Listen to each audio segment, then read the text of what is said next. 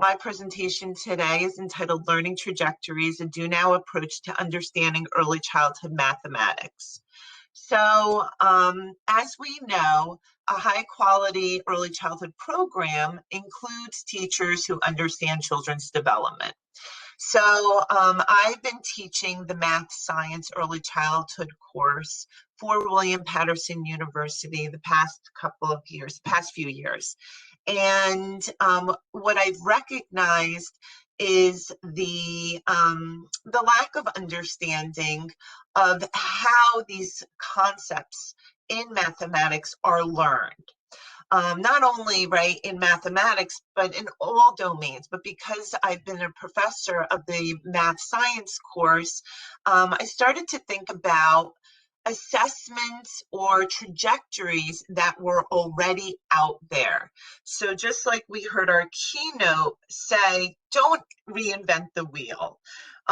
So what I ended up doing was I did my research, and I really liked Doug Clement's and Julie Sarama's Learning Trajectories, and their website learningtrajectories.org. It's free, it's accessible, and it really provides a nice continuum in understanding how children develop and learn math skills in various categories.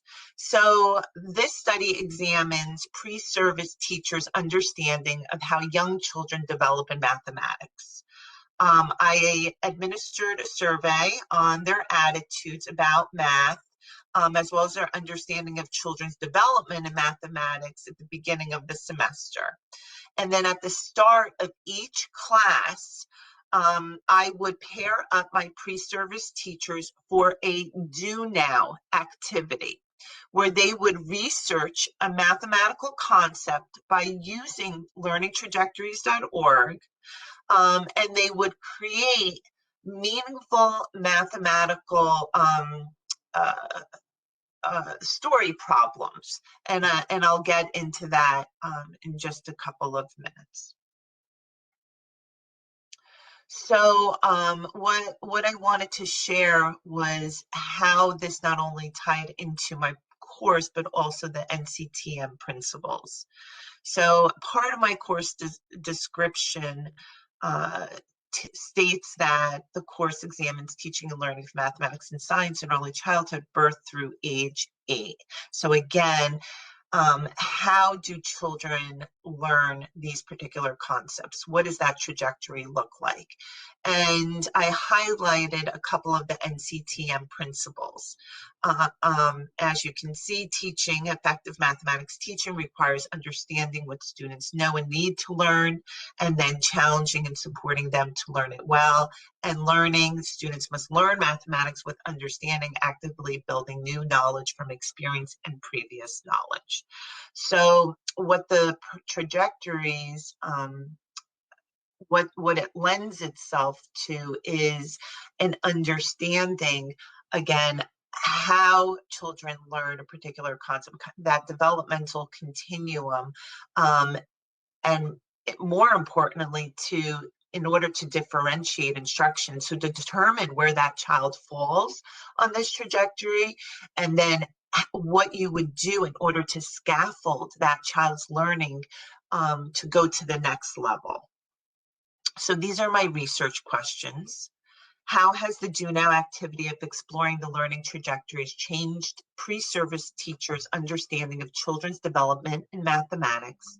And how has the research and discussions of children's learning in relation to learning trajectories influenced pre-service teachers' differentiated mathematical practices?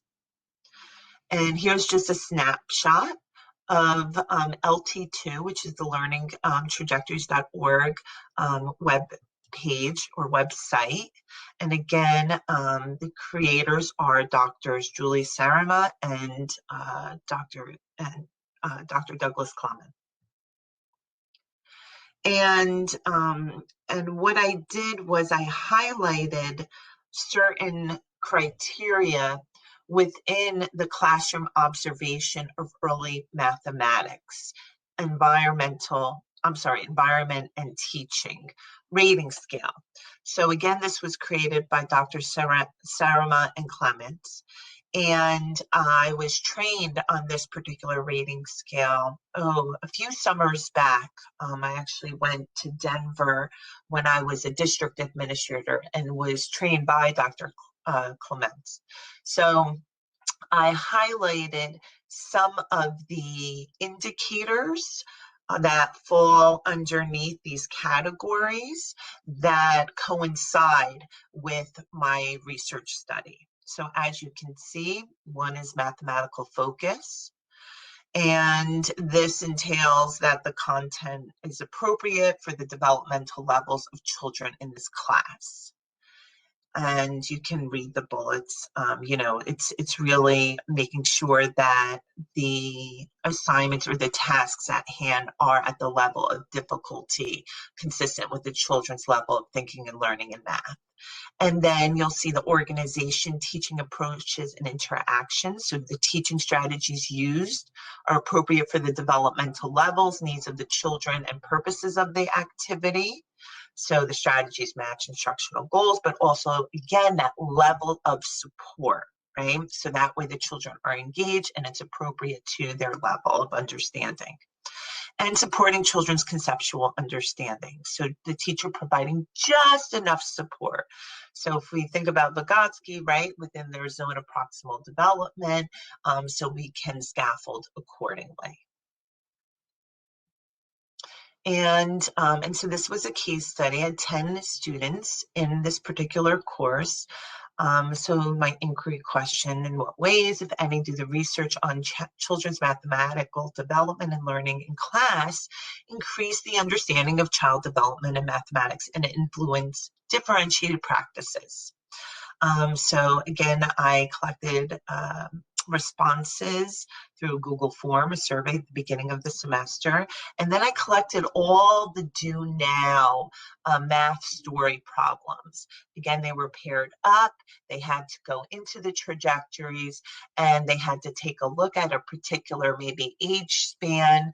Maybe in their field, they were working with say kindergarteners, so they were looking within kind of that age span to determine where maybe a group of their children fell, and then they had to think about not only where they fell developmentally in relation to a particular category, such as spatial relationships or 2 and 3 dimensional shapes.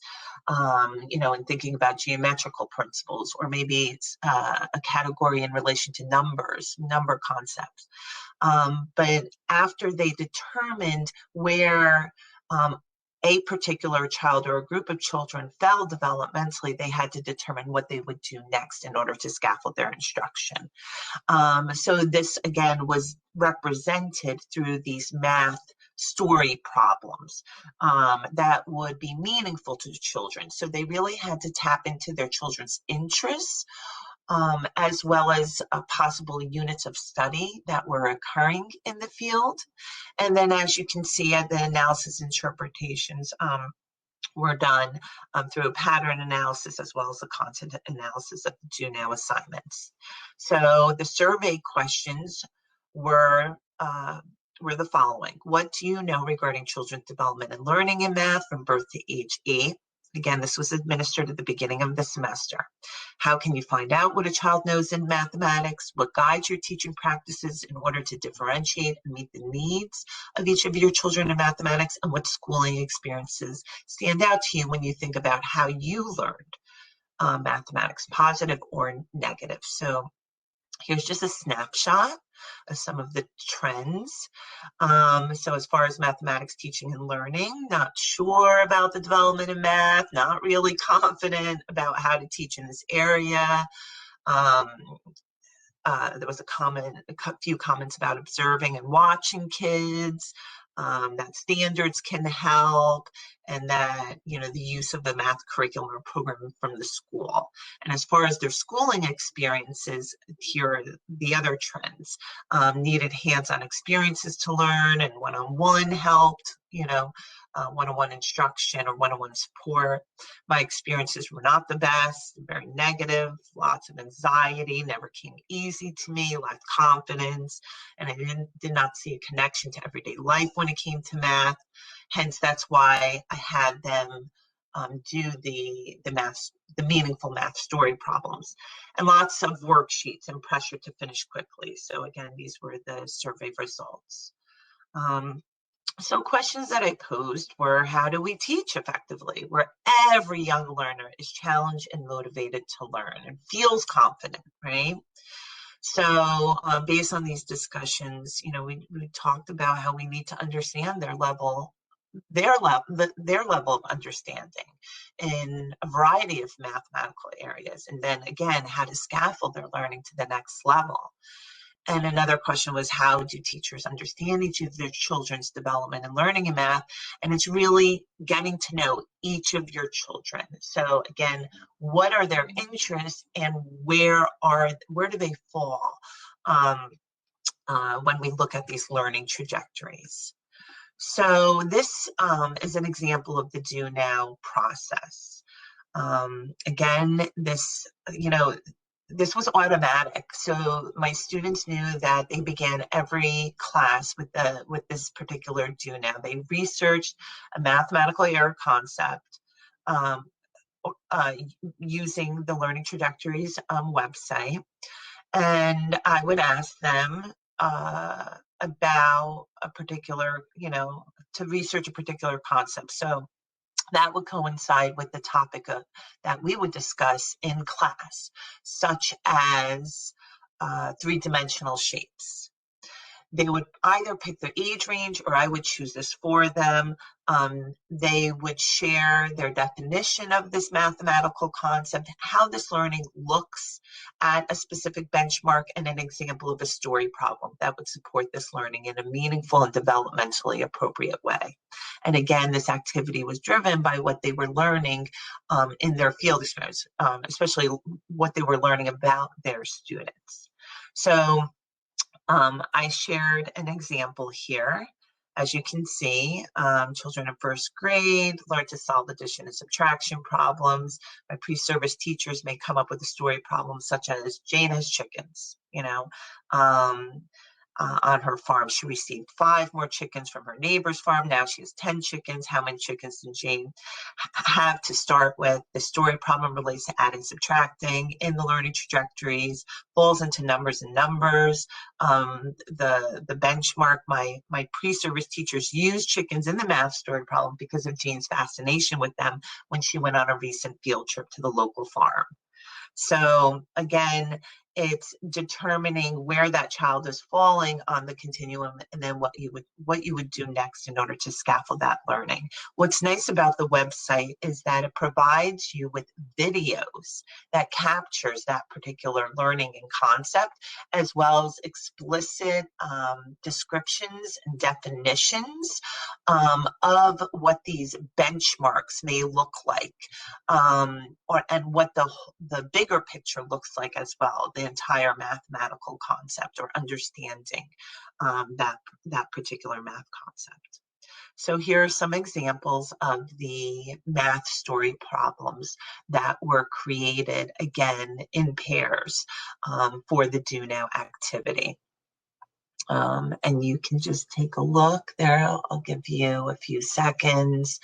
You'll see in one, Jenna used cupcakes because she said that her kids they loved cupcakes. They loved celebrating birthdays in their class. It looks like in another word problem here, they honed in on Minecraft because Minecraft was really popular. And then you can see there's one regarding mapping, about where is your house, where's your friend Sarah's house, and then just understanding, moving down the axes, and then the y-axis. So you'll see, I'm sorry, actually the x-axis is going across, and then the y-axis would be the one, the vertical one. So findings and outcomes. Pre-service teachers were able to identify a concept in a developmental grade and collaboratively create a real-world math story problem, again, in relation to the area of development and concept. The math story problems included cultural examples and or children's interests and development in mind. And they shared these practical examples with the rest of the class, and how they would scaffold that learning to the next level. So based on these initial findings, it is evident that pre-service teachers had a better understanding of children's mathematical development after using learningtrajectories.org as it do now. You know, after reflecting on this particular do now process, as well as the overall outcome in this particular course and with this cohort, the next step would be to have more of an explicit discussion, or more intentional discussion, of how these trajectories relate to our New Jersey preschool through third grade student learning standards in mathematics. And another area that actually was brought up by some of the students, or another finding, was that they learned from each other. And so in the future, I would definitely have more of a shared library where they can then view some of these math stories and how they were used in lessons, in field experiences. So because I was able to tell that the teachers were differentiating their instruction based on my review of their math lesson plans. And there's an assignment that that coincides with the development of a high quality math lesson plan. So in conclusion, you know, this methodology provides teacher educators with concrete examples of how to support their pre-service teachers' understanding of mathematics in early childhood education, which will influence their practices, differentiation, and confidence in teaching mathematics. The intention is to develop confident early childhood math teachers by providing them with the what, why, and how of teaching math, while always keeping the children in their forefront of their instructional decisions. And here are some of the references, as well as websites that were used as part of the study. And here is my contact information. So if you have any questions, we will have time at, you know, in just a minute to have a discussion about this study, or if you would like to contact me in the future, my email is whelanr, so WHELANR @WPUNJ.edu. So I want to thank you and open up the screen for any presentations. Thank you, Dr. Whelan. That was really very enlightening. But Jennifer, I want to thank you. She has offered a resource. Graham Fletcher's progressions videos are really useful for preschool teachers. She's given us the URL there. Miriam is at. Yes? I said, that's great. Okay, okay. Miriam Singer is asking, what grade level were the problems created for? Those do nows, what were they created for? It looks like they are not for really early childhood, like ages 4 or 5. So what ages were those? So the trajectories are from birth to age 8. So it varied. We did not concentrate on anything below age 3 in class, even though they were previewed to content, you know, prior to preschool, just by going into the website. However, they they matched a lot of these math words problems to their field experience. And at William Patterson University, their second and third semester, they're placed in either a kindergarten, first, second, or third grade classroom. And so this particular course falls in their second semester of their of their pathway. So even though we did explore some preschool content, again, most of the analysis and research was done from kindergarten to grade 3. Thank you. Jennifer asks, what activities, assignments, and or resources are used to help preschool teachers explore and understand identity, race, and culturally relevant competencies for teaching mathematics? So, I so when we initially started the course, the pre-service teachers were entering this new classroom setting.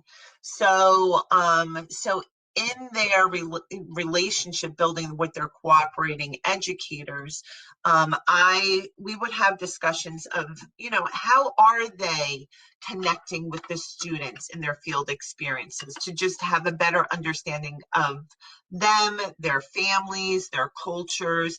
And so many of them sent out kind of like an interview, like a survey for the families to fill out and for the kids to fill out, or they would use what their cooperating educators what they disseminated and received back from families and children.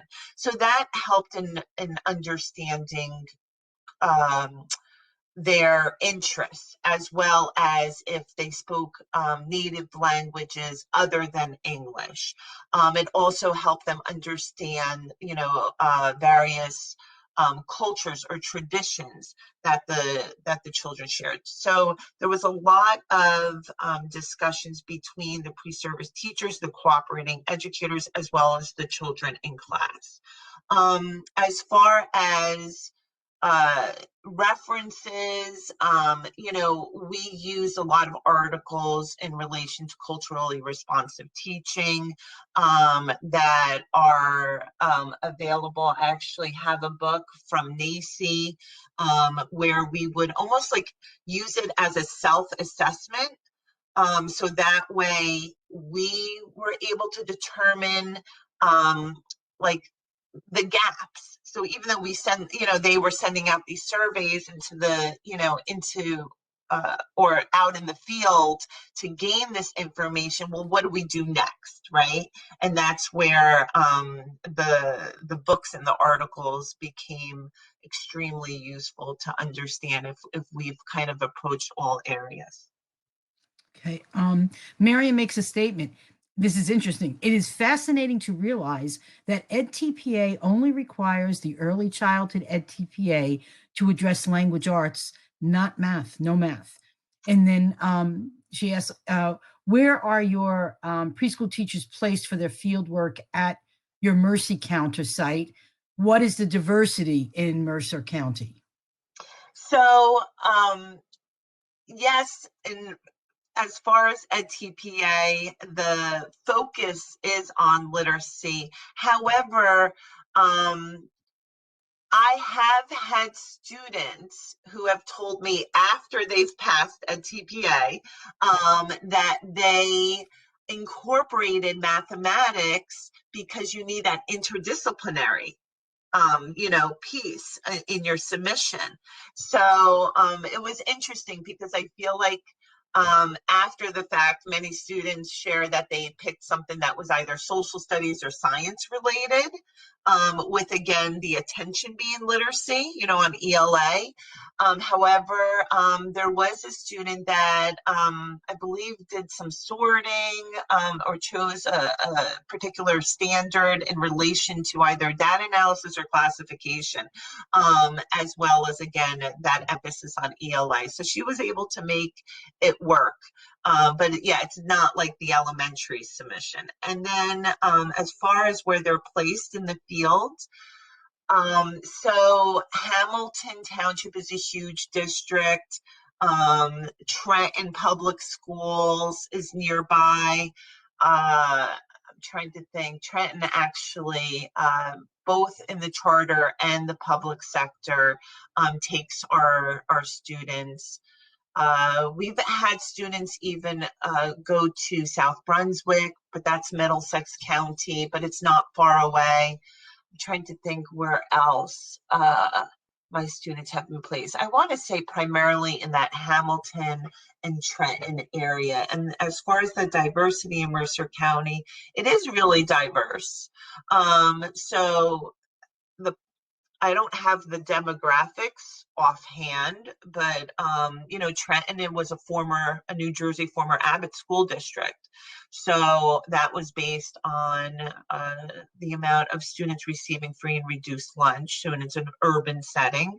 And you have Hamilton, which is extremely diverse, with children coming in with languages other than English. So they have, I don't know their percentage of ELLs, but they, in addition to that, just there is variability in terms of the children's socioeconomic backgrounds as well, which is wonderful for placement purposes as well as my own students. So my pre-service teachers are diverse as far as their age, their nationality, their cultures, which is wonderful because we learn from each other. Right, right. Um, Renee, I have a question. You mentioned in your presentation that you were, for the future, thinking of setting up a resource library. I'm curious how you would, like, what are you thinking of? How would you share that resource library? Through what methods? I guess I'm thinking about this now because of all of our remote learning, but Yes. how would you share it? How would you create a resource library? So, I have a Google Drive as part of the university, and I find that because I use that as well as many school districts, the pre-service teachers have been very comfortable using Drive. And I provide links links to folders within even my Blackboard. So next time around, I would either have them electronically share their math words problems. So as they're creating it, have them open up their laptops, or if they want to use, paper and pencil or whatnot, to again take that picture and then put their coinciding lesson plan with that particular math story problem in Google Drive in a folder, which they would have access to. So they basically would have, um, uh, they could dump, their lesson plans and their math story problems whenever they wanted. So whenever they would complete it, it would then fall into this folder where others can get a sense of what has been done in relation to that particular grade or that particular math concept. That's an excellent idea. I like that. I use a Google spreadsheet for all professional teaching resources, and I share it with my classes, and I never take them off. They are always there. So even when they go out into field, which I think is interesting, and they're actually novice teachers, they will write back to me and tell me how useful that is. So I'm always interested in how we share with our candidates, because they need a toolbox too as they go out, for sure. Thank you again. Are there any other questions or comments for Dr. Whelan?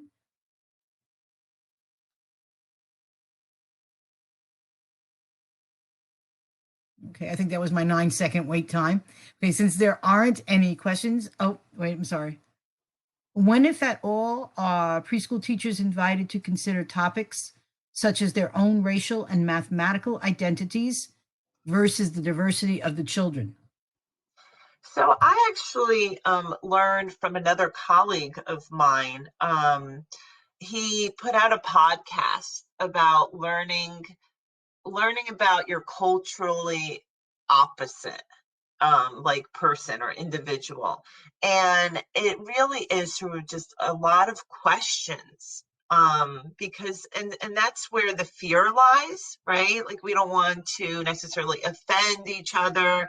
But if we don't provide our pre-service teachers with a forum where they can ask questions and learn from each other, um, then you have to have just that safe environment.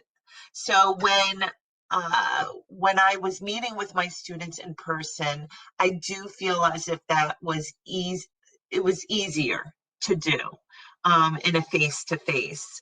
Not that I haven't been able to approach this through a remote platform, but it's there's something to be said about in-person, experience, especially when it can be sensitive, when it can become, a sensitive topic of discussion.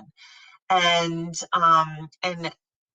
this particular cohort, I think it actually started the semester prior when I was teaching literacy, and one teacher chose a book about birthdays.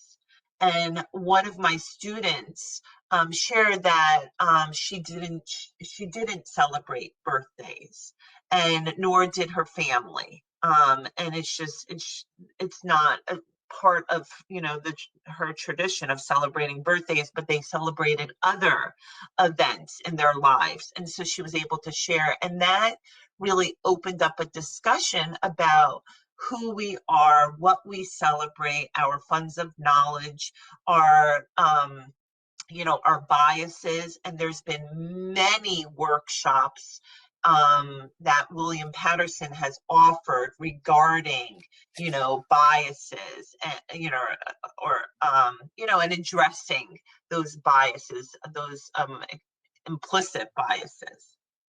Oh.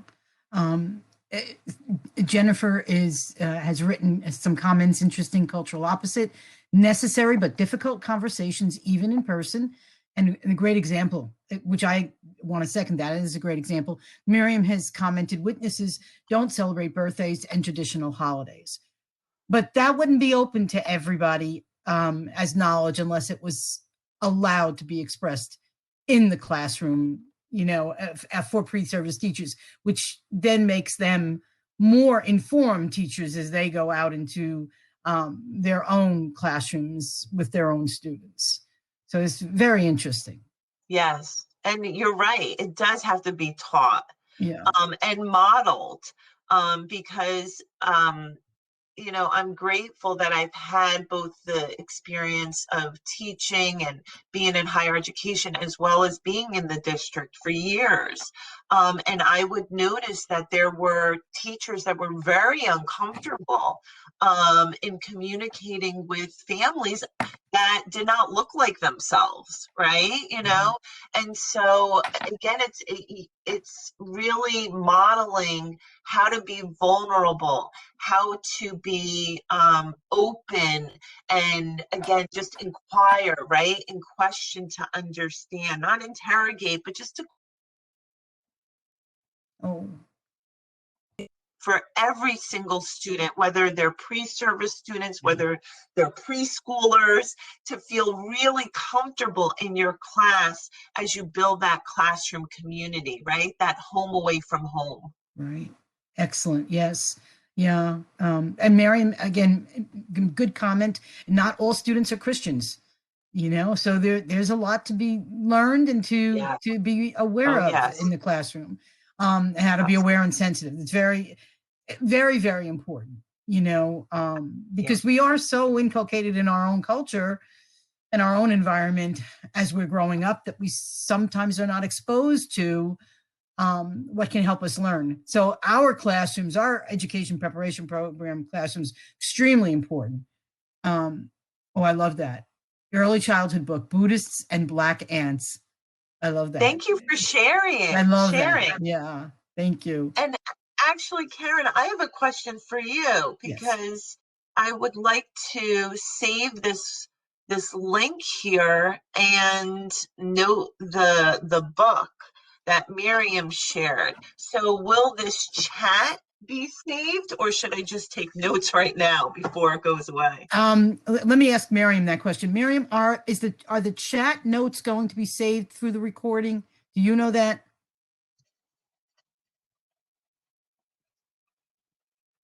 You might have the name backwards. It's okay. Thank you, Miriam, for coming on. I'm Yes. checking the exact name of the book, okay? Okay. Hang on.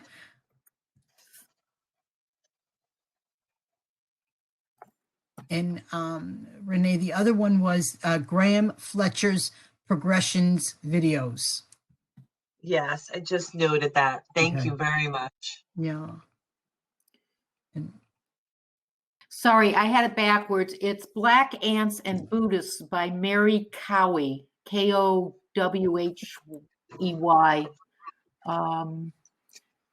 Kowhey, Mary Cowie. You are. And if you don't read Excellent. anything else, read the introduction. Okay. It's enlightening. Okay. Thank you so much, Miriam, Yeah, for that's sharing. great. That's great. And Jennifer, I initiate the conversation with preschool teachers by having them do a math autobiography and reflect on their identities. That's when many realize they have not had any peers of color and never had a teacher or college instructor of color. That's wow.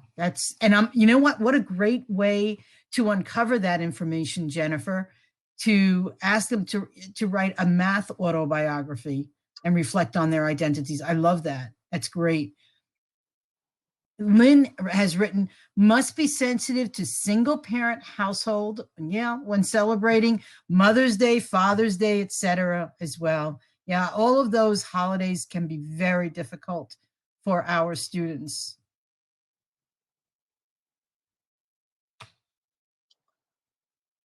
Okay. Black Ants and Buddhists, Mary Cowley. Thank you, Miriam, for that. We're coming close to the end of our time together. Are there any last minute comments, questions, anything else for Dr. Whelan?